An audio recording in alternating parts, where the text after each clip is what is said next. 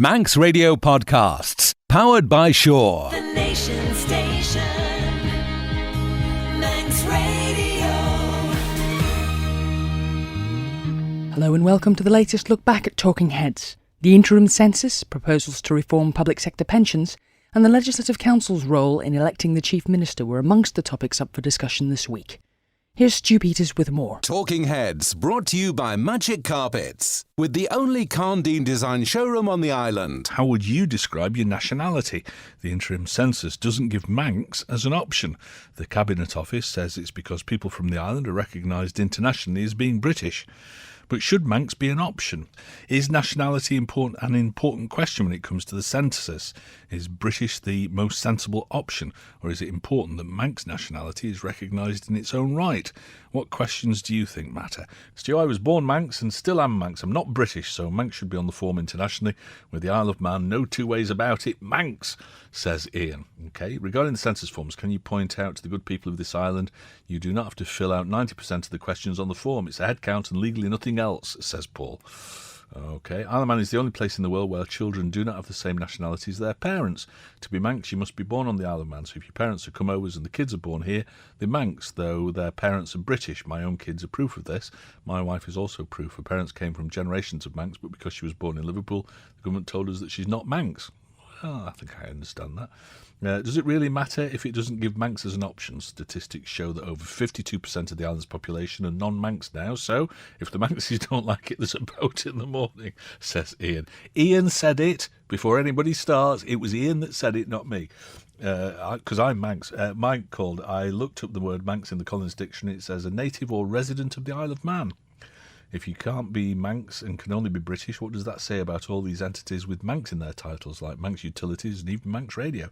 Being British has connotations, people assume it means English. Okay. I'm not British and always put Manx on any official forms, says Tom.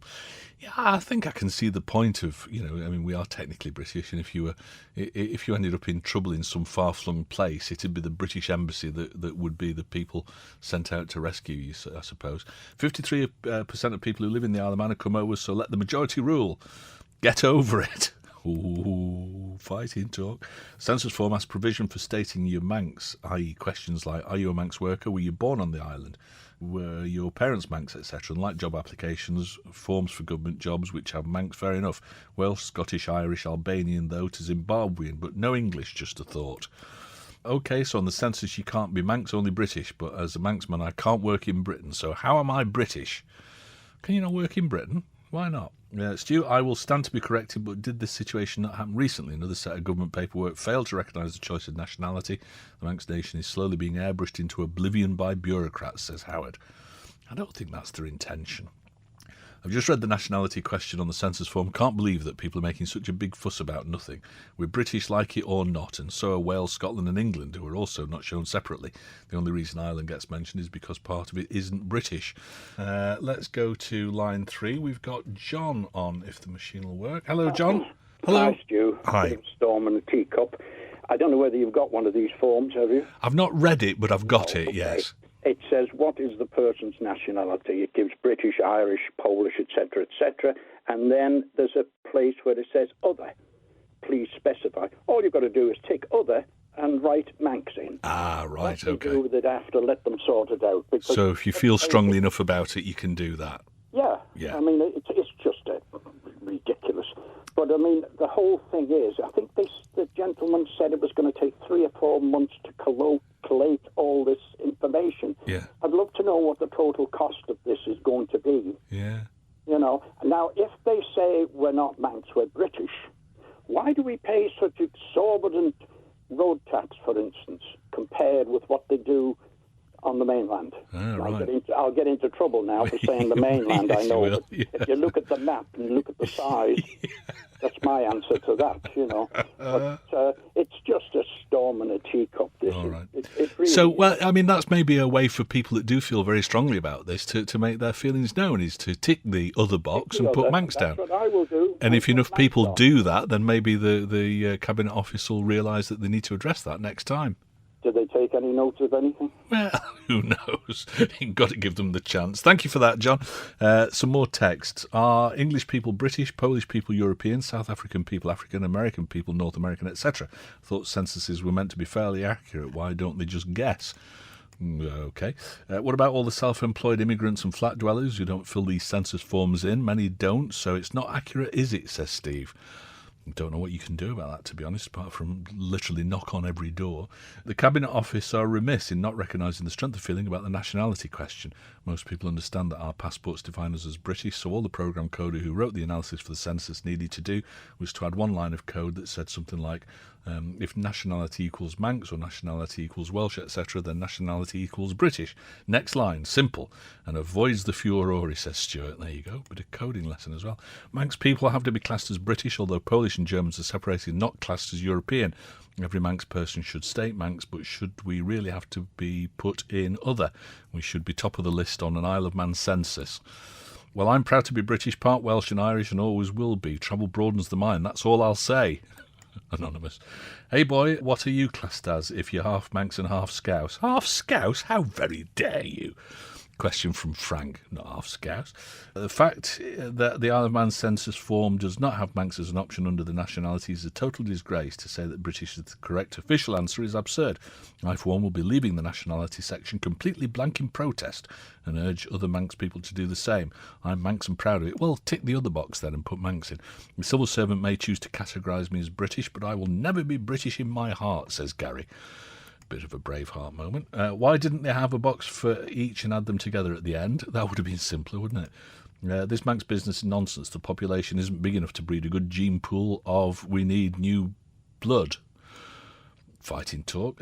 So all the Manxmen and women who gave their lives in 2 world wars were actually British? I don't think so. Tell Phil Gorn he's British. Bert in Port St Mary. You're absolutely allowed to work in Britain without a work permit. Don't protest too much or that may change. Careful with this one, Stu. We do bite sometimes. Woof, this census is for residents of the island, so for legal jurisdictions, Manx law applies. Mr. Smith's response of applying international law is a load of tosh. Yarboo, says Ali. There's a place on the form where it says other, mark with the ticks, and then put Manx. Yes, well, I think a few people have suggested that, and it seems like a reasonable suggestion. Mike called in the dictionary, it says Britain is the largest island in Europe. It's the name used for England, Scotland and Wales, but it says it excludes the Isle of Man. Oh. Most of the Isle of Man people are English, so isn't it time we became a borough of England, says Graham. Not on my watch, Graham. I think anybody born here to foreign parents should not be automatically classed as Manx. Well, from what Sylvia's saying, you're not. Census isn't an international form, it's a local form for local information, so Manx should be at the top, says Pete. A local form for local people. What's wrong with Scousers, says Steve. If you don't know by now, Steve. The Nation Station, Manx Radio. Do trams and pedestrians mix? It seems to depend on who you ask. As we know, the Department of Infrastructure has been forced to sideline plans to move the Douglas Horse tramway onto the seaside of the promenade amongst pedestrians. The department has recently resubmitted a planning application to develop part of the promenade without the trams. But the head of Blackpool's tourism industry says having trams on its promenade walkway has done the town little harm.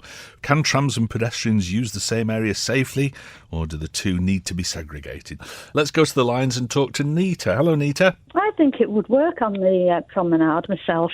I mean, children now, they're brought up into traffic, aren't they? It's not like our grandparents or great-grandparents where it was all new. Yeah. Children are brought up to it, and I think they've got more about them as well for the traffic-wise.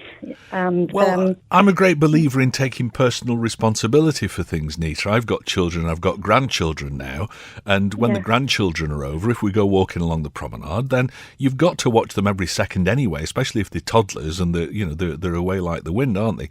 You've got to keep an eye on them. It's your responsibility as a parent or a grandparent.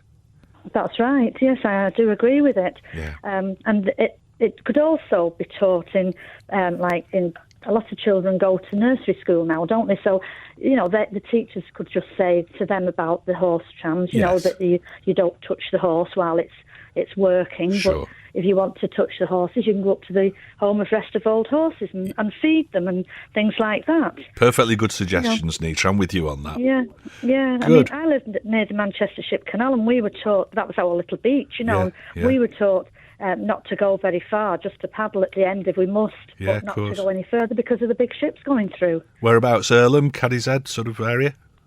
No, Runcorn. Runcorn, right, okay. Yeah, there's a little beach there, and that's where we played as kids. But, we knew that we couldn't go any further, and we were also told about the draft that the ships make, Yes, of course, there. Yeah.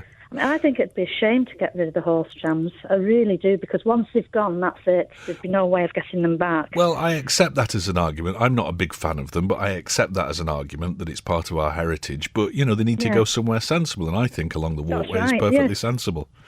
Yeah. Yes, I do. Good. All right. Thank you very much for It's nice to have somebody who agrees with me, or I agree with them. First caller today. Bob's been on. Of course, they can share the same areas. Look at Dublin and Amsterdam for starters.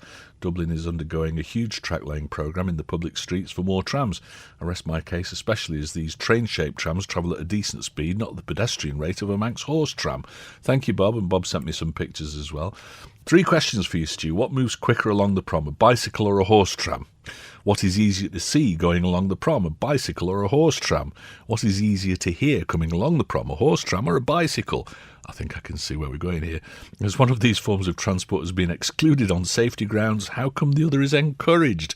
Says Alan. Very good point. Government needs to grow a pair and get rid of the horse trams. Good show. Cheers, says Derek. OK, well, Stu, many years ago, when trams were the main form of transport, the pedestrians managed to use the roadways safely enough without being run over. Secondly, this form of archaic transport is grossly underused and constantly loses money, not to mention the cruelty aspect of the horses. I think you're right on the first 2 points. It's archaic and it's grossly underused and loses money, 3 points. I don't believe it is cruel to the horses, though, from what people tell me. If this was a privately owned business, it would have ceased trading years ago, as the owners would not be able to sustain that much loss annually. Get rid of it, use the funds elsewhere, says Mel. Thank you, Mel. Our promenade is only about a quarter of the width of Blackpool's promenade, so I don't think there's any way to compare it, says Joy. Brilliant, Stu. This is from Michael. Just do it along the walkway. Surely anyone can see it's not safe to get off and on the road. After all, a push bike was allowed on the walkway. They can do 30 miles an hour and are quite much worse. Yep. Yes, it's a good idea on the walkway for the trams. It's people who let the kids run riot. We've seen them. Yeah, people do, and then it's somebody else's fault if anything goes wrong. You've got to take personal responsibility for small children.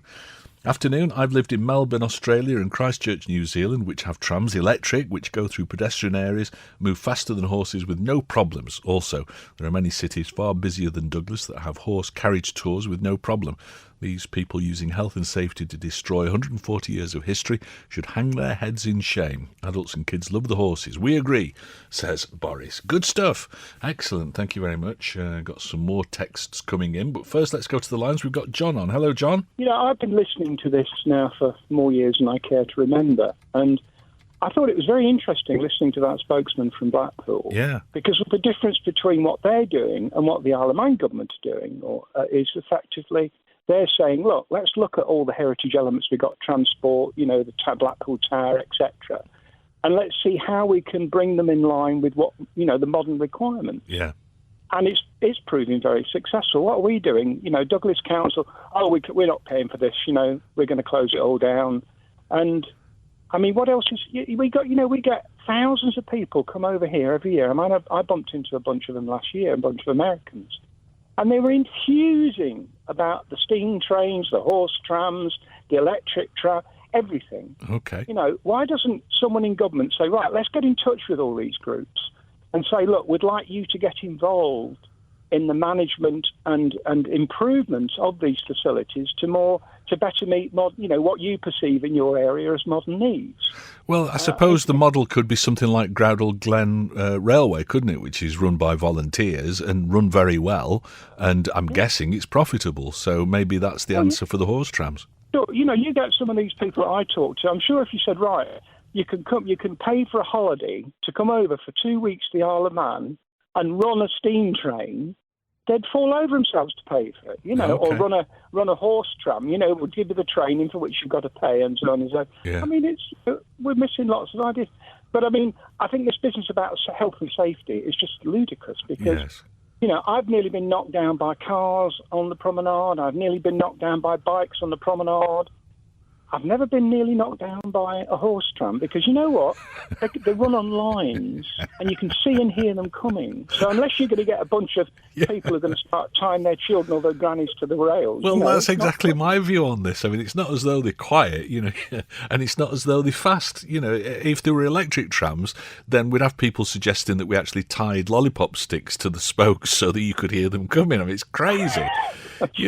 Nuts. All right, thank you for your call, John. Some more text. What a waste of money. Leave the prom as it is, to be enjoyed by walkers, joggers and cyclists. Unfortunately, the trams will probably end up being run by volunteers on weekends only, says Karen. OK. What about waves coming over, says Brian? Well, waves have come over for 140 years, and I don't suppose moving the tram tracks, 12, 15 feet towards the sea is going to affect it terribly. And I don't suppose the horses would run it if the waves were coming over the top. And yes, I suppose there is a chance of debris that's blown over by the waves getting into the tram lines, but I expect they've probably got a device to get rid of that. I don't know. To solve the problem of the horse trams on Douglas Prom, fetch them to Ramsey because they'll be handy for when the Queen's Pier reopens. Right then. I think the trams should be kept on the road where they are now. That'll keep them in a safe place, away from children, dogs and bikes. Above all, they should be kept, and for the full length of the prom. Cue for a tune, Big Yellow Taxi. Don't it always seem to go that you don't know what you've got till it's gone. They pave paradise and put up a parking lot. But OK. Stu, I think there must be an app to tell people that there's a tram coming when they're walking along the prom with their head down on the phone. I survived the big ships on the shores of Cadishead as a child, by the way. Where was health and safety then, Stu? That's from Ian. Yeah, well, absolutely. Derek called. I couldn't agree more with the comments about the promenade being just a play area for cars. They dominate it. Derek goes on, he says, in Blackpool they manage with trams and pedestrians. They do it in Manchester and Dublin too. Get the cars off the promenade and put them somewhere they can't be seen. Why? Give the promenade back to the people. The people can use the promenade. The cars aren't the problem on the promenade. This prom horse trams discussion consultation is really annoying. I don't care where the horse trams go, just repair the road. I saw a learner biker almost come a cropper yesterday trying to avoid the holes. Resurface the road before somebody's killed, says Jack. I didn't have a problem with the trams on the walkway, and I thought that the fears opponents were expressing would prove to be unfounded. After all, pedestrians would only encounter a tram twice every 20 minutes, then only between 9 in the morning and 6 o'clock in the afternoon from May to September. Yep, absolutely. Afternoon, Stu. What you're missing from the man in Blackpool is that they reduced the road from dual carriageway and have brought the pram and space into the town. The Isle of Man needs a comprehensive policy to enhance the prom with the trams and not just try and create a major route for cars only. We have a once-in-a-lifetime chance to make this work for everybody, not just the motorists, says Peter. Well, am I wrong in suggesting that the department did come up with a grandiose plan that was intended to do all those things, but that was thrown out as well? The Nation Station, Manx Radio. Is the timing wrong for a change to the way the Chief Minister is elected? The MHK, who steered a bill through the Keys which would have made election of a Chief Minister purely a House of Keys affair, has described its rejection by the Legislative Council as a sad day for politics. The Council of Ministers Amendment Bill has fallen at its first reading in Legislative Council. It would have taken Legco members out of the election process for the top man or woman in Manx government. During the debate, many members labelled the timing of the move premature, given that there's due to be a review of the functioning of Tynwald this year. And the MLC, who put the bill forward in the Legislative Council, also expressed his disappointment at the outcome.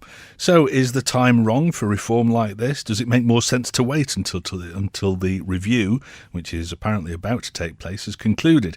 Surely the problem with Legco, says Stuart, is that they're not currently elected by the public, but are elected by an electoral college, i.e. the Keys. I welcome their modifying influence in electing the Chief Minister because the public does not have any direct input on the appointment. The obvious solution is to find a way to elect Legco by the public, however difficult that may be. In my opinion, Alf Cannon is grandstanding in advance of the election, which is understandable but regrettable. OK. The most recent absconders who jumped ship and crept their way into the upper house, apart from Mr Cretney, didn't have an earthly chance of getting voted back in at the next election. I'm not sure if that's true. This goes some way to answer the way that MLCs voted yesterday, and that's why we have a $3 billion deficit opposite, turkeys and Christmas come to mind. Right. Simon wrote in on Facebook, the will of the Keys has been established on the issue of voting for Chief Minister. They should just go ahead and form a government in September on an agreed and published programme for government, choosing their own chairperson to be Chief Minister. Legco can go hang. I don't know if that's constitutional or not. Possibly not. How lucky we are in the island to have such a group of wise men in Legco. Thankfully, they realise that the voting populace don't have their intelligence and foresight, so indirectly shouldn't have any meaningful say in the way the Chief Minister is chosen or the way the island should be run. May some of us suggest the days of this perceived arrogant stance is well past its sell-by date, and a publicly elected Legco should be the way forward. It's about time some of these turkeys voted for Christmas, says Cliffy. Lots of turkeys voting for Christmas here.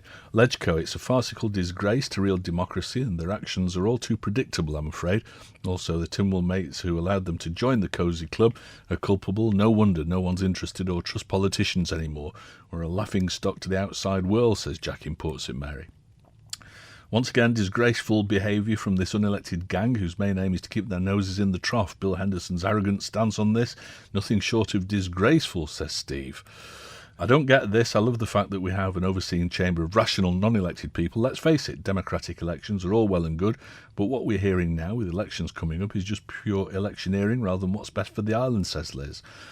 And that's why the turnout is so low for voting. What's the point if we still get run by a gang of bullies, says Gary. Okay, some interesting points there.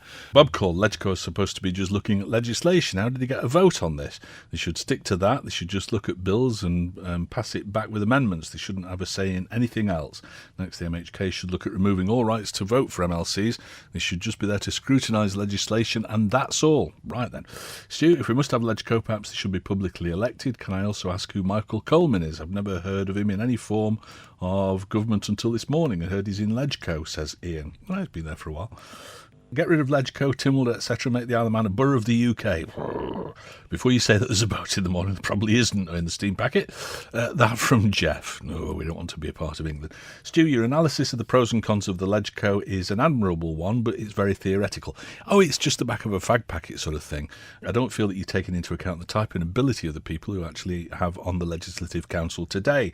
When one considers who we're dealing with, then there can only be one answer. Abolish Legco. That from Albert.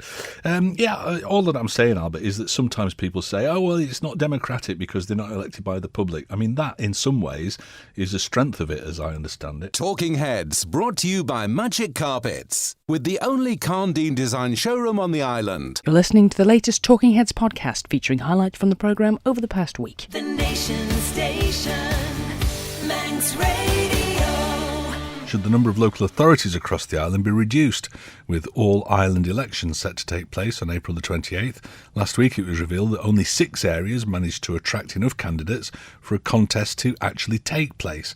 Many areas attracted fewer candidates than they had seats to fill, and will now have to have by-elections at a later date. So, would more amalgamations of local authorities be a good idea? Do you think a smaller number of authorities would be more effective? Or could larger authorities representing broader areas lead to some smaller communities being overlooked? I have to say that of all the plans that I've heard over the years, and there seem to have been many of them, the 5 areas was the best one as far as I can see. North, south, east, west, plus Douglas and surrounding area. That seems to make perfect sense to me, but you might not like it. I don't know. All we need is north, south, east and west, not 22 individual authorities. That man and his minions will be the ruination of this island if they're not already. Go on bullying local authorities to take on services they don't want, can't afford, with uncertainty as to how much more work is going to be placed on them is a reason that people have not stood for election. What are the civil servants doing who used to be in charge of organising hedge cutting, road sweeping and housing? OK. I wrote to all 35 members of Tynwald. It was a serious matter. Less than a third bothered to reply or acknowledge. I've since contacted a number of Westminster MPs and already got a prompt reply, says Chris. OK. Alan Bell's been in government for 30 years. Why has nothing been done before about government reform? Well, good question. And sorting pension problems out while he's been in there. Pity his passion is not as deep for these matters as the same-sex couples bill. Very disappointed, says Sean. It might be that the same-sex couples bill, the marriage bill, was an easier sell to politicians and that the MHKs were generally in favour of that, so it was easier to get through. I think he alluded to the fact in that interview with James Davis that there is a lot of reluctance amongst MHKs, or certain MHKs, to go for local authority reform. So I suppose you can only do what you can do. But good points. Thanks for getting in touch. Stu, listening to Alan Bell, he's just about admitted that the last 5 years have achieved very little apart from spending large amounts of taxpayers' money on bloated pensions and handouts. Right, OK. This is from Chris M. He says he remembers government spin of the 70s to the 90s, central government taking on responsibilities from local government. Everything would be centralised and more efficient. Now they're trying to hand it all back, but probably without giving the local authorities any money. Is it all a stealth tax in disguise? The Nation Station, Manx Radio. Are proposals to reform public sector pensions fair? Next week, Tynwald will be asked to support changes which could ultimately see public sector workers paying more in the government scheme but receive less in retirement. Basic reforms are a 2.5% increase in employee pension contributions, probably phased in over 3 years, and a 6% reduction in benefits earned from any future service. The pension benefit for workers in the standard section of GUS will reduce to 22.5% of pensionable pay, down from 24%, and the division of pension contributions for each scheme member will be redistributed so that the employee pays a higher proportion of it than in the past. There's also a suggestion that the retirement of members should be linked to the state pension age, and early retirement set at state retirement age minus 10 years. The reforms are part of moves which the government says will make the public sector pension scheme sustainable into the future. Separate measures are being suggested to deal with what's termed the legacy funding gap, the shortfall between what's paid in by current members and what's paid out to those already retired. The proposals come 4 years after the last set of reforms were introduced. Those moves led to the creation of the Government Unified Scheme, the GUS scheme. Talks have been going on for some time now to work up the changes, but not all the unions have endorsed what's being put forward. We're joined in the studio now by Negotiations Officer for Prospect, the union, Angela Moffat, and Union's Pensions Officer, Neil Walsh. Good afternoon to you both. Thanks for joining us on the programme today. Afternoon, Stu. Afternoon. So, Angela, it seems as though this is something that's been rumbling on for a long time, and it is natural, I suppose, on the basis that the headline behind this is that people are going to have to pay more for longer to get less out of it. It's a natural default position for a union to say, no, we don't want any of that. Is that what this is about? Yeah, I don't think it would certainly be untrue to say that we've defaulted to a position without taking any kind of consideration or part in this. Prospects have played an active role, and Neil can talk more about that. He is our technical person. He knows his onions, and he was very, very involved in this. So we were pretty committed to taking part in this, being engaged and constructive in the discussion, as we always have been. I mean, we were in the lead up to GUS and so on. So we haven't defaulted to a no change position. Right. There's an awful lot in what the government is putting forward that we actually support. There's an awful lot that we agree and we think is a good thing. It's just unfortunate that there are elements of what's on the table that we don't feel in a position to support. What we are looking for is a little bit more time to have some proper constructive dialogue, so everybody who has a stake in this can be better informed and take better decisions. But how long is that going to take? I mean, it just seems that in politics in the Isle of Man, and negotiations seem to go on forever. We have a deadline, which Right. is, April 2017. Yes. Now, that's for change to actually be, ready to go, so live. Yeah. So that there is definitely, even if these proposals go through next week in Tynwald, and that's not a given, but even if they do go through next week, nothing will change minimum until April 2017 anyway, so we have that time. Right. You say that there are some good things in this, that your union has recognised that there are some positives in this. Give me an idea about what they are. Well, can I maybe... Yeah, sure, Neil.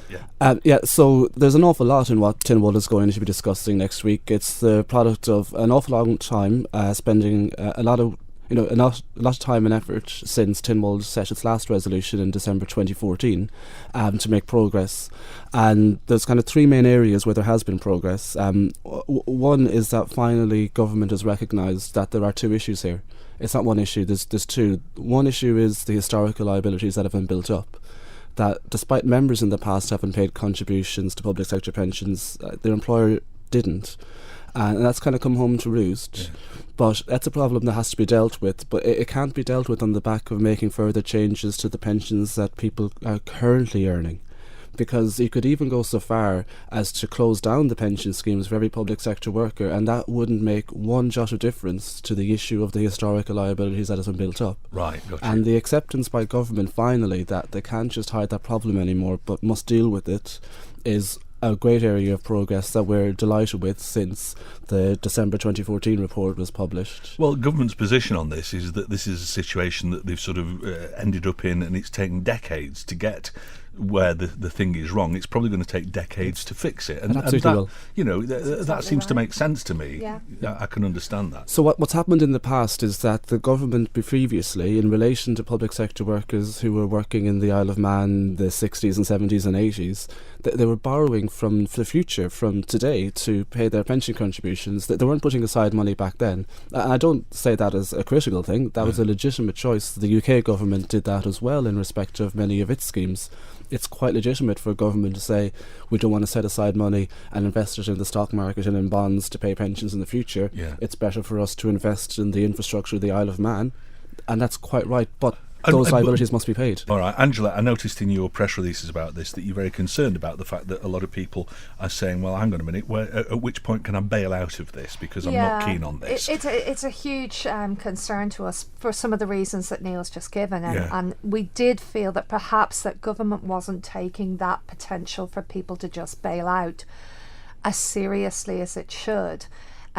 We are trying to calm members, we're trying to stop people from taking panic, knee-jerk decisions. So we're trying to invest a lot of time and effort in that. Keep calm. Well, the worry is, of course, it could be a perfect storm. I mean, if enough people decide that they're going to bail out early, take early retirement, it's going to just take all the money out of the system, isn't it? I mean, obviously there's if everybody left, you've got to. But even I think if a relatively small number were to go en masse, you would be building up problems. And I think one part of getting a solution is that you avoid either exacerbating existing problems or repeating them or creating new ones. And I think that it's not about blame. When you go back and you say what went wrong with Gus and why, that's not so you can sort of blame somebody and it was your fault.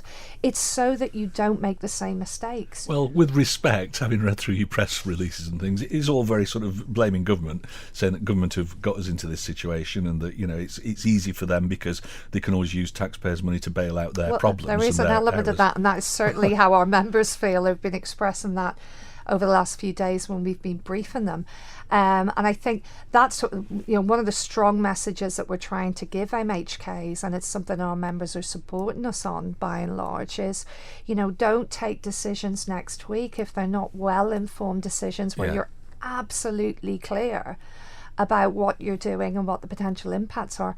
And we're not entirely convinced that all politicians will be able to say that hand on heart, and that's not having a go at them. It's because it's an extremely complicated and difficult subject, and it does need proper time and consideration. It is very complicated. Really I get brain fade with the whole thing. But it's really worrying that you'll get a letter like that which has gone to the paper saying the solution is to close the schemes when it quite clearly isn't. Well, and the other problem is that I think a lot of people get confused by this. This is the public sector pensions, and we've on top of that we've got the state pension, we've got private pension schemes, and people sometimes get confused between the three. So this is public sector workers, and from what you say, this isn't all people who are earning £200,000 a year either. Absolutely not. The bulk of our members are on incomes which are below the national average. A significant proportion of our members are simply not on the kinds of incomes that people imagine. If you look at the information that was released to the media recently, which Isle of Man newspapers ran a story on, a significant figure that's been missed against that £653,000 lump sum is, there's a figure of around £8,000 as an annual average pension. Now, that's not megabucks. It's certainly a much better occupational pension than someone who hasn't got the opportunity to join a scheme. But you're certainly £8,000 a year in retirement is not setting you up to have a Rolls Royce. And it's worth remembering that, isn't it? Yeah. Because the headline news is always the big lump sum payouts for public servants and stuff. But the majority of people are not in that position. I have to say, to a worrying strand of feedback that we get, our membership profile, again, people make assumptions about who are members of Prospect and the Prison Officers Association. A lot of our members are on low incomes, and people have been contacting us saying, I can't afford any more contribution increases and being priced out of a pension. That's a real worry, because what you're doing is you may again getting people taking knee-jerk decisions to leave the scheme on the basis of affordability. We're storing up a societal problem there when they retire, because they're going to be coming out of work without adequate income in the years when they're not working, and we're passing a burden then onto the state. Stu, why are governments so terrified of negotiating and bringing all the unions into line? And why do Unite think it's such a good idea not to negotiate on their members' behalves? Asks George. Well, you are negotiating, aren't you, on your members' behalves? Well, we can't answer why, we can't comment on what Unite are doing. I'm sure they are doing what they feel is the best and the right things for their members. So, we can't comment on that. But we are trying to negotiate for our members. That's what we want to do. Yeah, we're not a million miles away. I don't think anyone is. I mean, there are lots of positive things in the proposals going forward next week, and of course there are costs to members to those. There's, as well as the benefits of finally putting public sector pensions on a sustainable footing, which I believe the proposals can do, but for that there's a cost that members have to pay more and get less. And it's a judgment call. There's no right or wrong answer. And a lot of the unions, not just Unite, but most of the rest of the unions, decided that the benefit of a sustainable solution was worth that cost. Yeah. For Prospect, it was a case of, we think that the extra cost being put on members is too much. We're not saying that they shouldn't have to pay more and get less. We recognise that that'll have to happen. Yeah. It's just the degree. And it's margins here. So it's not accepting change versus not accepting change. Sure. It's much narrower differences between... Case of degree. Absolutely, the case of degrees. And haven't the unions been working together? Absolutely, yes. Yeah. So myself and my counterpart at the Unite Trade Union, along with Eric and Jerry O'Dwyer at the RCN and Andy Blake at BMA were part of the technical group that did a lot of the work. And, not that we want to claim all the success, because the PSPA and Isle of Man civil servants also were very important part of that.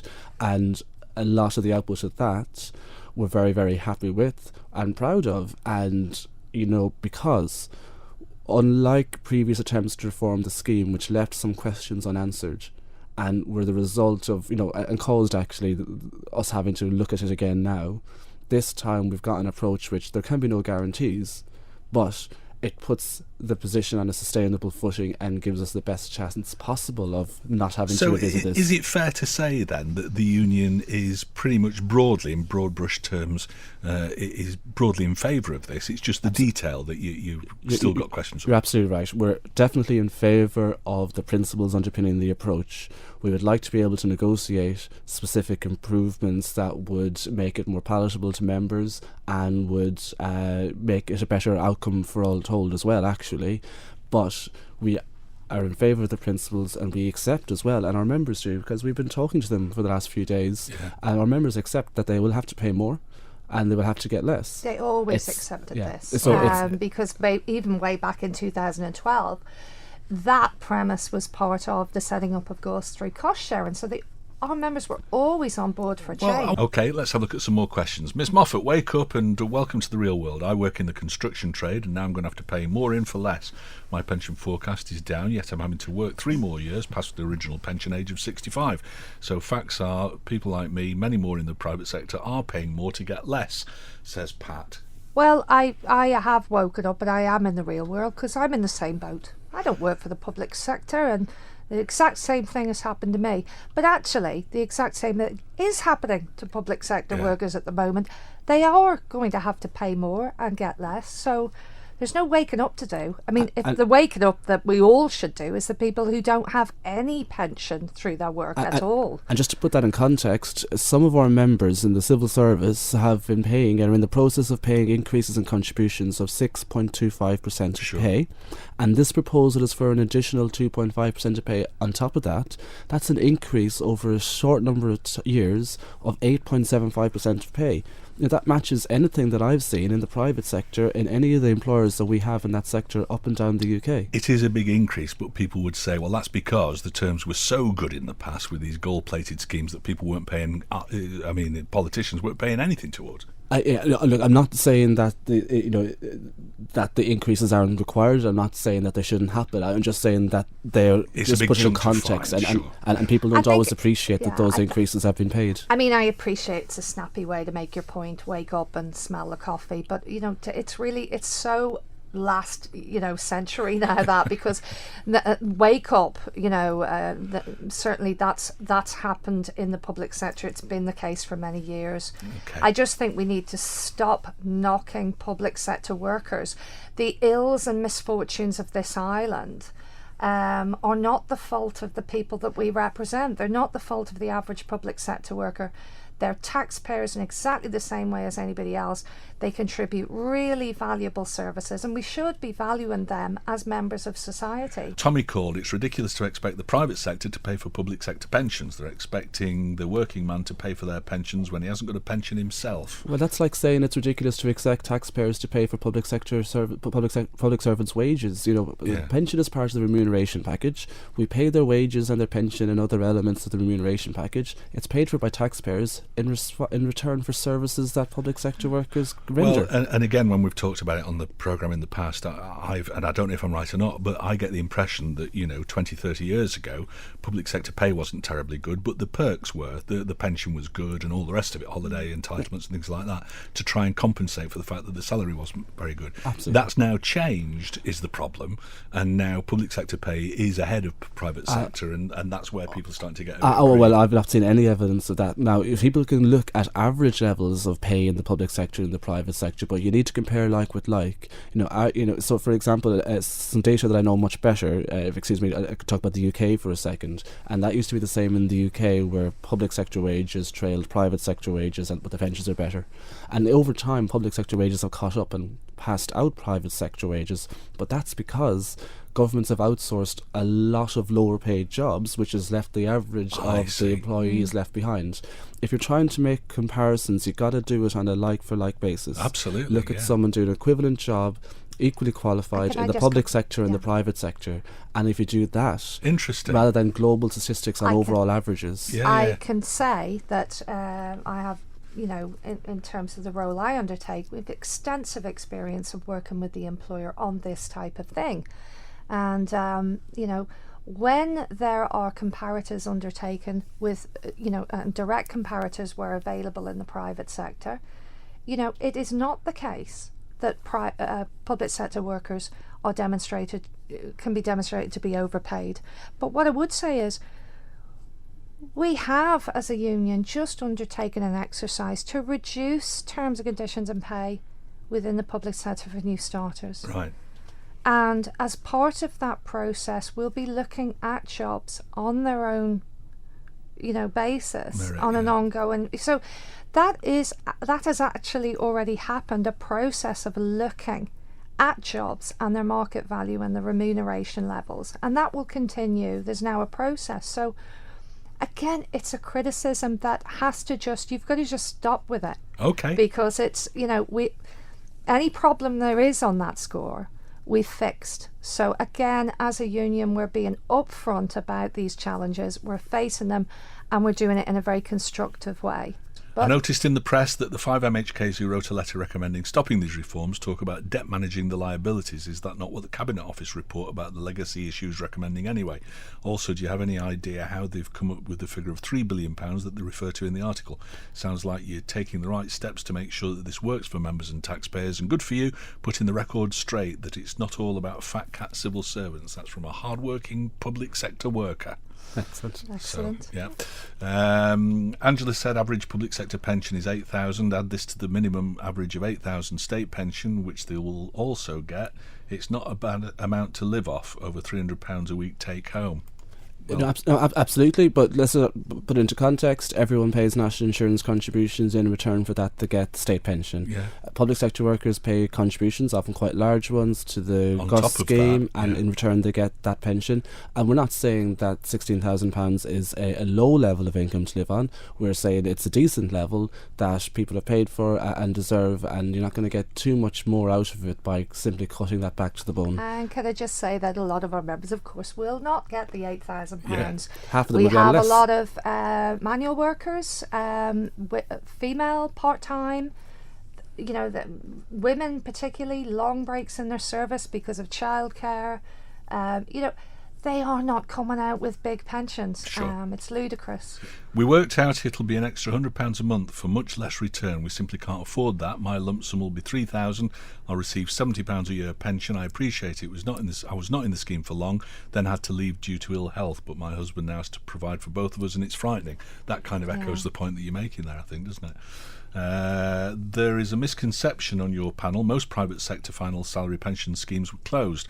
Personal accrued value of individual employees was either frozen or transferred to a private pension provider, the upkeep of which is the sole responsibility of the individual. Working longer, receiving less and contributing more money to the pension fund is the reality facing the majority of people in the private sector. It's tough for everybody out there, says Neil.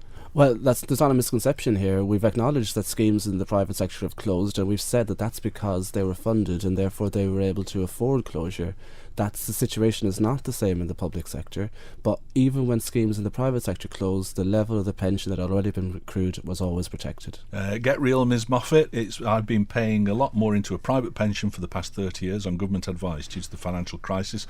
My pension is worth I can't use that word, very little. And it's not just public sector workers that carry out a good service. We in the private sector also carry out important services.